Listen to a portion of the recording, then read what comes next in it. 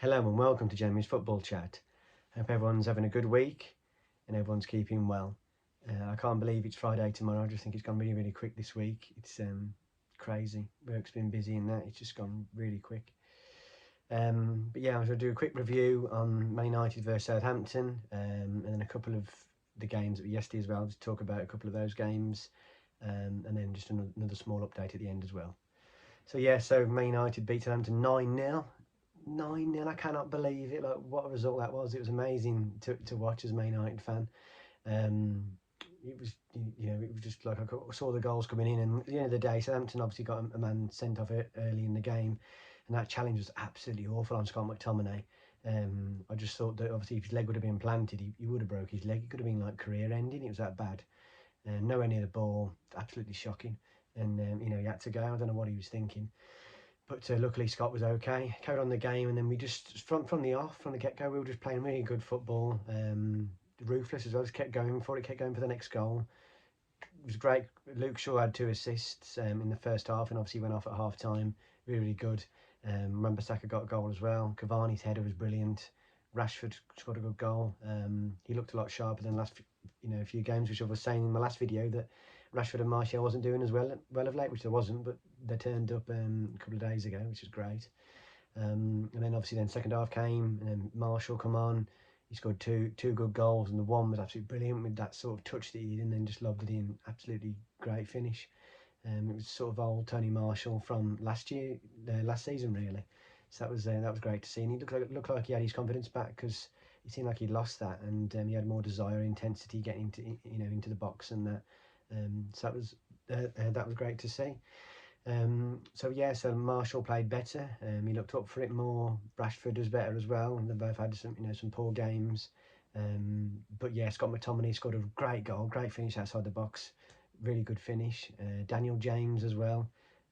His goal was great, flicking into the net, and another assist by Bruno, and then Bruno got a penalty.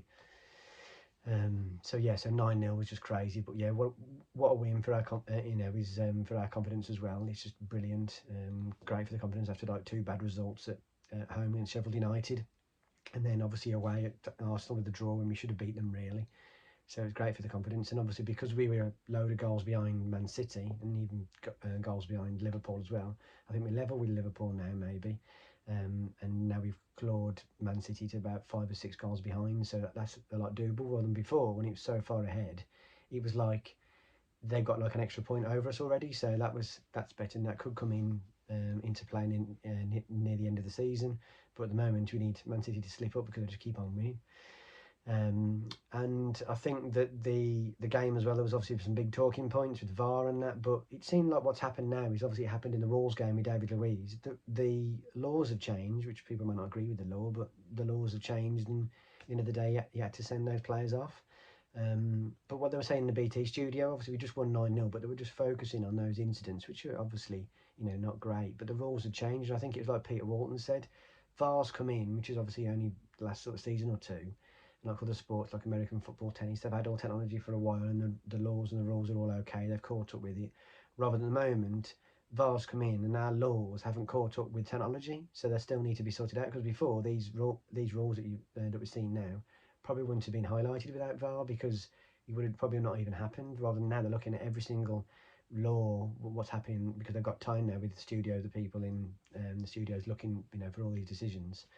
And I just think that they need to change some of these rules and get them better as well. But because it's been highlighted by VAR, so it's not really VAR's fault. It's just the laws have got to play catch up now with the technology that we got, because nothing's missed now, which is better.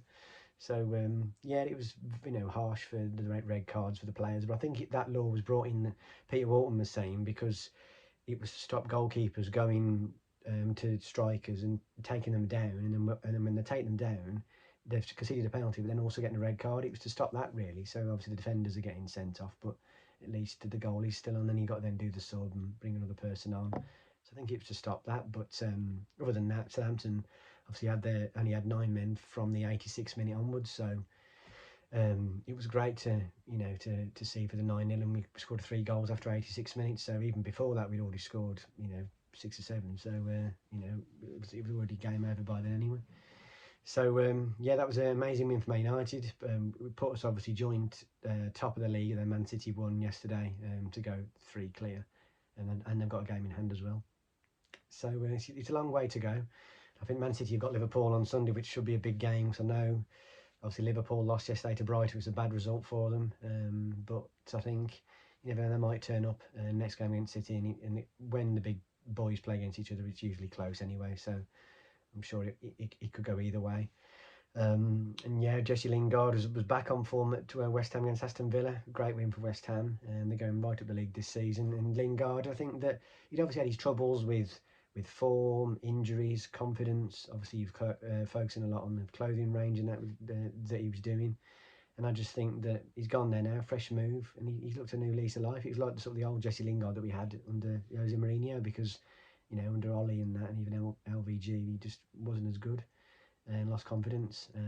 But yeah, he just seemed like he's playing the right position, getting into box scoring as well. That's what he had in his locker. So it's really good for him to see that he's back. You never know, he might come back to Man United next season and you know start playing again. But I can't see it. But yeah, it was nice seeing him. It was funny as well when he obviously scored. He did his old Jesse Lingard dance.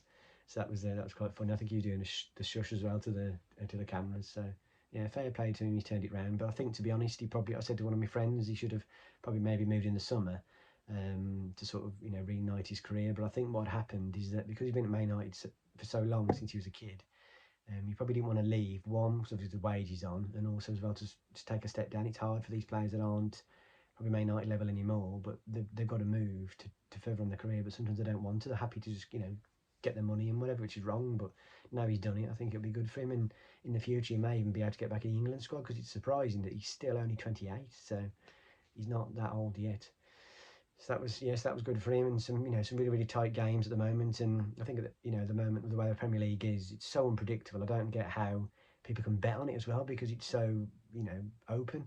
It's really hard to predict, but it makes it good for neutrals to watch as well. But yeah, to bet on it is really hard at the moment. And I even know you see in the Spanish leagues and the other leagues, it's so close over there, because a lot of the bigger teams have got worse. Um, the teams that were below them have caught up a bit, so it just means the leagues are a lot more open. I saw that Ronaldo had obviously played for Juventus in the semi-final against Inter Milan, and they won to get to the final. Ronaldo got 2 goals again in the semi-final again. Always scores in a big game. He was absolutely superb from what I saw. And again, he always scores in big games, important goals. I think he wasn't really happy to get took off from Pirlo, but he just wanted to get the hat trick, I think. So you know, his desire and that to score goals and play well is amazing, and he's getting older and now as well. But he's still scoring goals in big games. So it'll be interesting to see how he does in the final. But I'm sure he'll do well, as he always does in big games. So that was interesting. And yeah, some more big games to come at the weekend, and I think it's Chelsea Tottenham tonight as well. So that should be a tasty game. So it's been really good, and I do the fantasy league. I do the 2. I do the Sun one with some friends. Not doing too well this season, trying to play catch up. And then I did the fantasy league 1 with work, and I didn't start very well because I was picking a lot of Man United players, and we started really poorly. And then obviously now you know we're coming better now, and I've changed my team round, and I'm trying to play catch up now, so I'm doing a bit better. So first of all, I want to just say thanks again to everybody for all your support over the last week or so since I've got my article in the paper. It's been absolutely overwhelming, amazing. Couldn't have done it without all these good messages from you all to try and push me on to do it, really, because I was really worried to do this to begin with, thinking that I'm on camera talking, I'm ever probably talking rubbish, as I probably am now. But it was just really nice to see all those messages, and I've done a few of these now, and I do really enjoy it. It really helps me plan for these videos and whatnot. And I think I saw today it's Talk Thursday, I think, for mental health. So it's encouraged today to not bottle things up, to speak out to people and tell people how you are, even if you're struggling or you're not, just to speak out, because I think at the moment in lockdown with everything going on with coronavirus, it's really important, mental health at the moment. So with that being said, I got told by someone today that obviously I work in Telford that the article for Jamie's Football Chat was in the Shropshire Star today, which is amazing. So I think it was on page 8 as you can see there on page 8. Because that side of the paper. There you go. So yeah, so on page 8, got the article there, and it was really good again to see. You know, it's promoting mental health, which is always good in these times. And sort of the headline is Jamie's soccer channel plays role keeping his mind active in lockdown, which is brilliant. And that's what it does for me. But you know, these articles and spreading all this news about it and about mental health, which is great. And obviously my channel's focused on football, but as I had Johnny on the show on Monday, that was really good. We had a really good discussion about some of the football matches of recently from Man United and Wolves, but also as well about mental health, of how we're feeling and how you know, just we're getting through this latest lockdown free. So yes, it was great to see that in there again. Makes me feel really proud, and I just think that with it being highlighted there again, it's showing to people that you can try new things in this lockdown, even though it's a really awful time. You can try new things, and something can come good of it. And I know that I think I put in there that, you know, I was feeling down at the time last February, and I then went out my comfort zone to do this. It just shows you that, you know, that can happen, and even if you are feeling down, other people are as well. It's okay to do that. But then, yeah, if you give yourself focus then to do things like walks in every day, and I've been doing these YouTube videos, it's really helpful for you, because I think today they've done over 10 million vaccines now, which is great news. Hopefully that they can keep on going faster, and then we can get some normality back soon, because that's what we all want. But yeah, thanks again everybody. Amazing that Man United won 9-0. Great to see. I think we last did that against Ipswich when I was a little kid. I was only young then, but I don't know how old I was then, but I was only young. But yeah, it was good to repeat those feats of the Ipswich game, both 9-0. I think Solskjaer scored in that as well. So yeah, brilliant. So hope everyone has a good rest of the week. Has a good day tomorrow. Happy Friday for tomorrow. And I'll do another video again soon, because these games keep coming thick and fast at the moment. So stay safe, everyone, and speak to you soon. Thank you.